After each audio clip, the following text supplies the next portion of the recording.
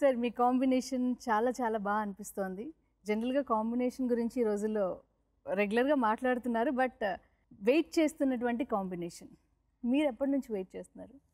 నేనండి 4 సంవత్సరాల నుంచి నేను శ్రీను గారు మాట్లాడుకుంటూనే ఉన్నాం. అండ్ మా ఇద్దరికి చాలా మంచి పరిచయం ఉంది, మంచి రిలేషన్షిప్ ఉంది. ఎన్నో కథలు మేము ఓకే అనుకున్న సందర్భాలు కూడా ఉన్నాయి. అండ్ ఇమీడియట్గా ఆయన చలో బాబు స్టార్ట్ చేసేద్దామా అంటారని అనుకున్నాను, కానీ నిజంగా ఆయన ఓపిక్గా ఎందుకు వెయిట్ చేశారో ఎన్ని రోజులు నాకు ఇవాళే అర్థమైంది వినయ విద్యారామ సినిమా చేసిన తర్వాత.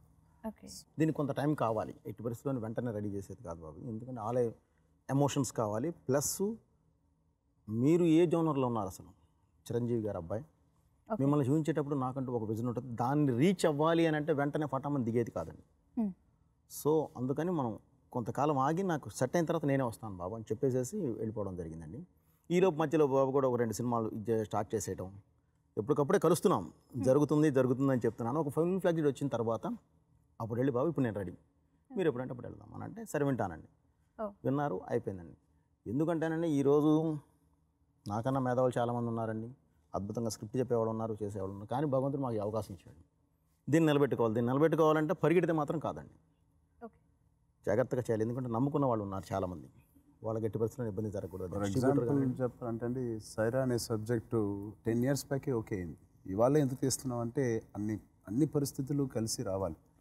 బడ్జెట్ పరంగా అవనివ్వండి, లొకేషన్స్ అవనివ్వండి, టెక్నాలజీ అవన్నీ కూడా ఆయన కూడా అలాగే వెయిట్ చేయడం వల్ల అన్నీ సంకూలంగా వచ్చినాయి. మీకు ఏమైనా సబ్జెక్ట్లో చేంజ్ చేసే అవకాశం ఇచ్చారా బోయపాటి గారు?